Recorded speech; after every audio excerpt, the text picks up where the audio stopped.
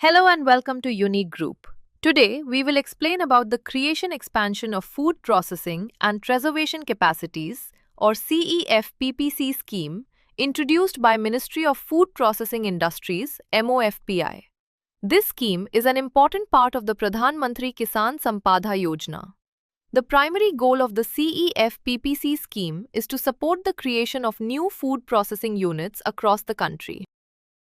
The scheme intends to achieve three main results: increase the level of processing and add value to basic agricultural produce, reduce food loss by focusing on preservation technologies, and ultimately enhance the income of our farmers. In January 2025, MoFPI has introduced the revised guidelines for the CEFPPC scheme. These guidelines are under implementation as of today.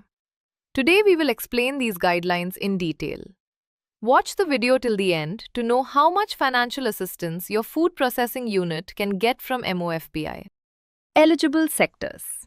First, let us see what all sectors are covered under the CEFPPC scheme. Financial assistance under this scheme is available for a wide variety of food sectors.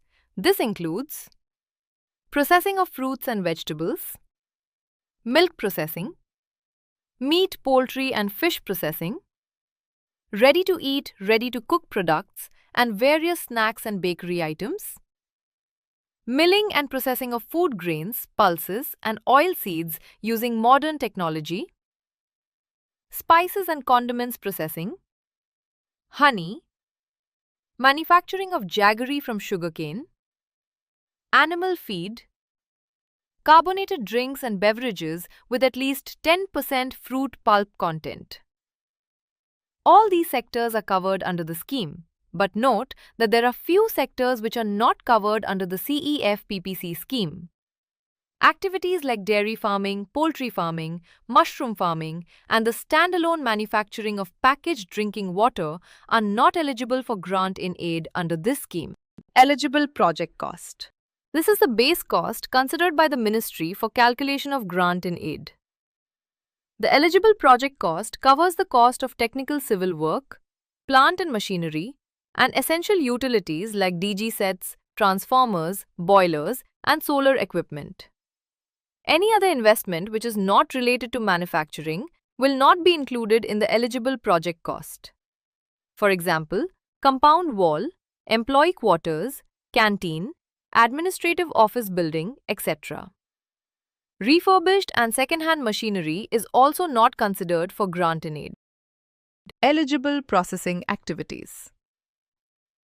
The scheme supports a number of essential processing and preservation activities such as sorting, grading, washing, peeling, cutting, sizing, blanching, crushing, extraction, pulping, drying, dehusking, dehulling, splitting, depodding, deseeding, color sorting, pulverization, extrusion, freeze-drying, and dehydration.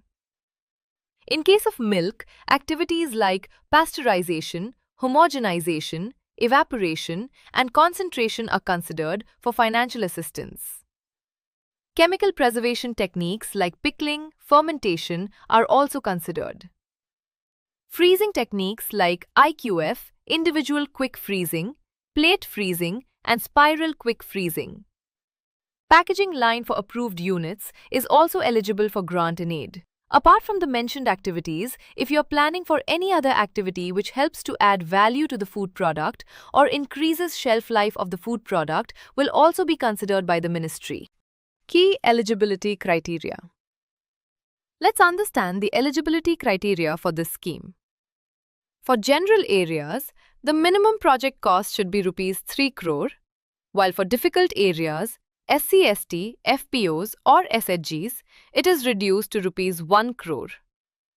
When it comes to net worth, in general areas, it should be 1.5 times the subsidy applied, whereas in special categories, it only needs to be equal to the subsidy amount. For bank term loan, general projects require at least 20% of the project cost, while special category projects require only 10%. Similarly, the promoter's contribution is 20% in general areas and 10% for difficult areas and eligible groups. Finally, the minimum qualifying marks in evaluation are 60% for general applicants and 45% for special category applicants. Note: difficult areas include the northeastern states, Sikkim, Uttarakhand, Himachal Pradesh, Jammu and Kashmir, Ladakh, and the islands. And finally, you need to get a term loan sanction letter and a detailed appraisal note from a scheduled commercial bank, NABARD or SIDBI. Pattern of assistance. This is the part that all of you have been waiting for. Under this scheme, you can get subsidy or grant in aid up to Rs 5 crore. If you belong to general category, you are eligible for subsidy up to 35% of the eligible project cost. Whereas, if you belong to SC/ST category or setting up food processing unit difficult areas, you will be eligible for subsidy up to 50% of the eligible project cost. SC/ST promoters should have 51% stake in the project to be considered under SC/ST category. The subsidy will be released in 2 installments. First installment of 50% will be released after 9 months from the approval date. Second installment of 50% will be released after 18 months from the approval date.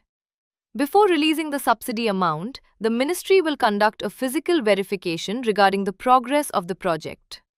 Only if they are satisfied with the physical progress, they will release the subsidy. If there is delay in the implementation of the project, the ministry reserves the right to reduce the subsidy amount. The revised CEFPPC scheme guidelines provide a solid framework for creating and expanding food processing capacity across the country. I urge all eligible entities to study these guidelines carefully and use this opportunity to build a stronger food processing sector. If you find our content helpful and want to stay updated, please hit that subscribe button. Your support means the world to us, and we can't wait to share more amazing content with you.